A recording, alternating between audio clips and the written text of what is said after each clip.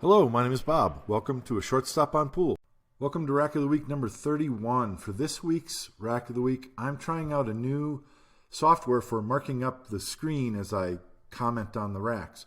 And I used to use these arrows and lines, and it took quite a bit of time to draw those and stop and start the editing process. And I'm trying out a software called Epic Pen. Some of you have probably heard of it. And I can mark more fluidly on the screen. It's kind of a freehand drawing tool as I'm talking. So let me know how it works out. It worked out great for me. It was much faster in order to create this video, and I think that's helpful. So I'm looking forward to using the Epic Pen tool more in the future. So let's get into the rack. To start this rack, I've got a low break ball that's close to the rack. So this is a draw stroke with outside English, and I'm expecting the cue ball to go to the side rail or to the side rail and down to the bottom rail, and it does the latter.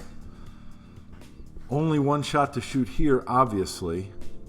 I've got a cluster in the center of the table.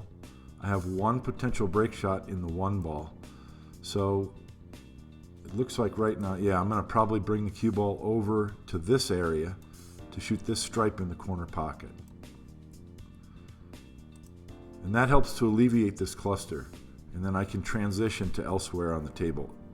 There's two up table balls that I need to deal with. The 7 can lead to this stripe.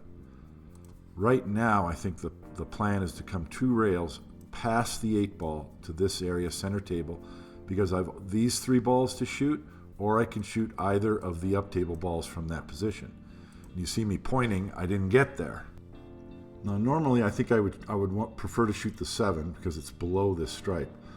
But I'm jacked up over these balls, so the stripe is definitely the shot. And what I want to do is come 2 rails. What I want to do is come 2 rails and stay off the rail. Then I'll have a shot at the 13 or the 8. So again, not getting the cue ball where I want. So still a little bit in recovery mode. The 8, I'm probably going to hit the 1 ball. At least that's the way it looks from there. So I'm going to go ahead and shoot the easier shot, which is going to hit the 1. Hopefully sending the 1 into the cluster, and then the cue ball will stay here. This is my insurance ball.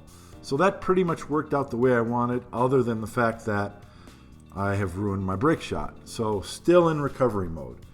Here, my only shot is this dark ball, and I'm using a little bit of inside English. I want to bring the cue ball right back into this cluster. I'm not sure what insurance ball I'm thinking about. I'm just in recovery mode trying to get these balls open. So considering all that, this shot worked out real well. Now from this point, I really like shooting the 7 ball because I can send the cue ball to the side rail and back, and then I'll have a shot at this combination. But the reason why I don't do that is I already have pretty optimal position on this combination shot. Even though these balls are close together and they're lined up real well, that's a pretty missable shot. So when you have position for a ball or for a shot, don't shoot something else to try and get position later. I've already got position, so that's the reason why I'm shooting it now. And what I really like doing when I shoot this combination is bringing the cue ball back out here, center table. And the reason why is if it doesn't come far enough, I've got a shot on one of these 2 balls. If it comes farther, then I've got the shot on the 7, or optimally in the middle of here, I've got a shot on the 7. And that's what I like, because after shooting the 7 ball, it's very simple to bounce to the rail and come here for these 2 balls. I don't think that that's exactly what I do, and I'm not sure why. I just cinch this combination and don't pull the cue ball back very far. Now, even from here, I think it's quite possible to shoot this 6 and come back to here to shoot the 7, or I could shoot this 8 ball and come back and then shoot the 7. I want to get to the 7 because that transitions to the 9, and then I can clear up these balls. I didn't mention, obviously right now, there's my break shot, the 1 ball, a below the rack break shot. And I didn't really see a good way to manufacture a better one.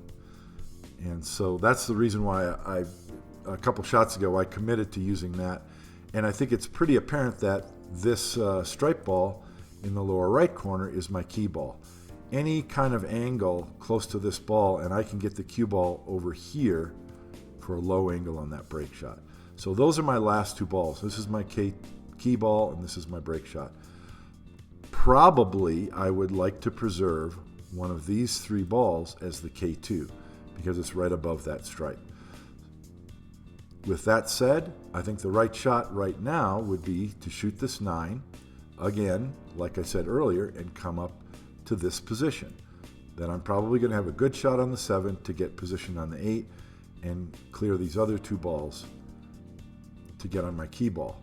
I believe that this stripe passes into this corner pocket. If it didn't, this would be a little bit trickier. But since both of these balls go in this left corner pocket, there's a lot of different patterns that'll get me onto this key ball.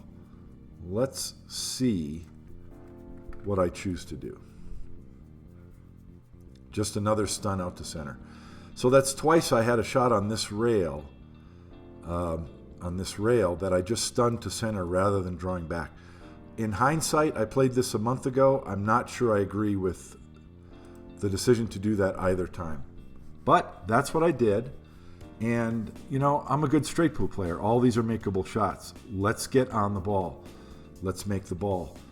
Even the 7 ball could be a K2 ball. All I got to do is make it and bounce down here to get on this key ball. So perhaps that's what I'm thinking and why I'm clearing these 2 balls that are low. Okay, so now I finally try to draw the cue ball out for the 7. Yeah, I pointed right here is where I wanted the cue ball. So I only overshot that about 30 inches. That's not too bad, right? Let's take a look here, because it is possible from where I am now to cut this 7 ball in the corner, and the cue ball is just going to go back and forth into that optimal position again, where I've got a shot on this ball or on this ball. That's a missable shot. Now, a player who better than me, who has a lot of confidence in that, might go ahead and shoot it. This is my first or second rack of the day, and I want to shoot number ones. I want to shoot all easy shots. So I'm electing to shoot off my key ball, and that decision I do not disagree with looking at this table a month later. And once again, you can tell I'm cueing low. I think I'd want to draw the cue ball straight back, because if I don't draw it back very far, I've got a shot on this ball. A little bit farther, I've got a shot on this one or this one. And even a little farther, I've still got a shot on the 7, and I'm in really good shape. So I have several options for the distance that I can draw my cue ball and still be okay. But even when you have options, you do want to pick a target. And I believe that my target here is right here. So I'm using the side pocket as a distance gauge. I know that I want to draw the cue ball up to, but not past the side pocket.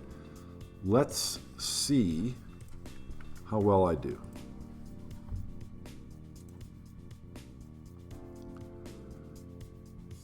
Came up a little short.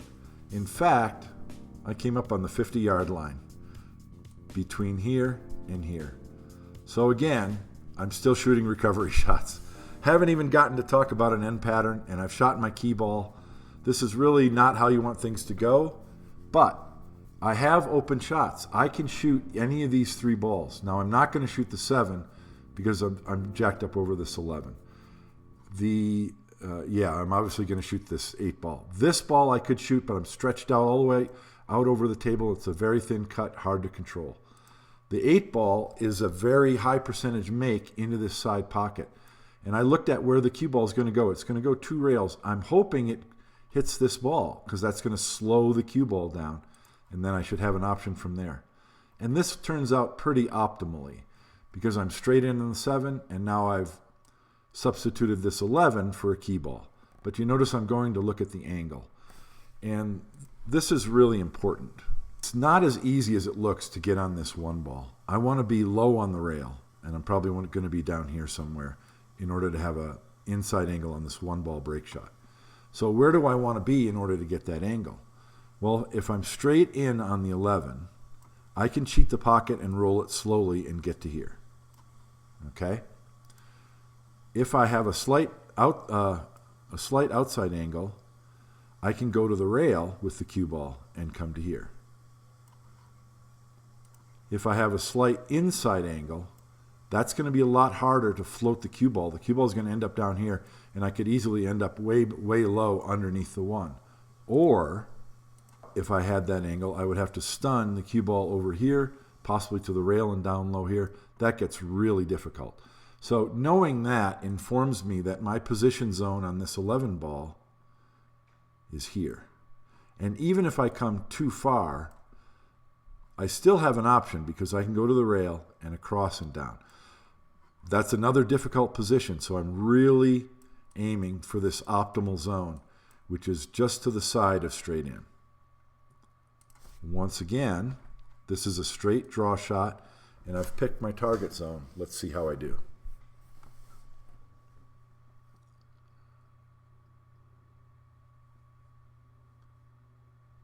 A lot of concentration on that one to make sure I get it right.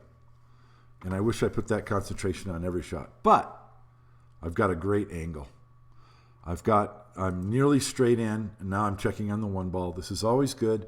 It's obvious where I need to go, but by walking over and looking, you're inputting that data, that 3D dimensional data into your mind. And now I know the exact speed to bring the cue ball right down here. I'm cheating the ball to the left side of the pocket to get down from my break shot.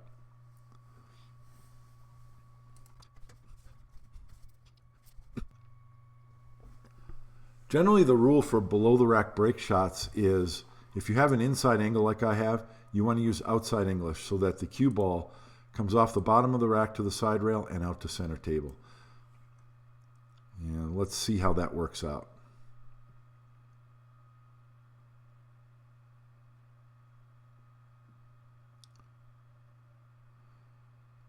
Okay, I got away with it. If you noticed, the cue ball hit the center of the bottom of the rack, and it actually sent the cue ball not straight to the side rail, but low. And then my right English brought the cue ball back to here. So it's possible, given how hard I was hitting it, that made the cue ball deflect from that 1 ball straight up. And so it's possible that inside English to bring the cue ball around the bottom might have been the better option. That said, I spread the balls really well, and there's absolutely nothing to complain about, and I am in business for the next rack. Thank you for watching, and I hope you found that informative and helpful. If you did, please hit the like button and consider subscribing. Check out my book, A Short Stop on Straight Pool. You can find it at shortstoponpool.com, and stay tuned for next week's Rack of the Week.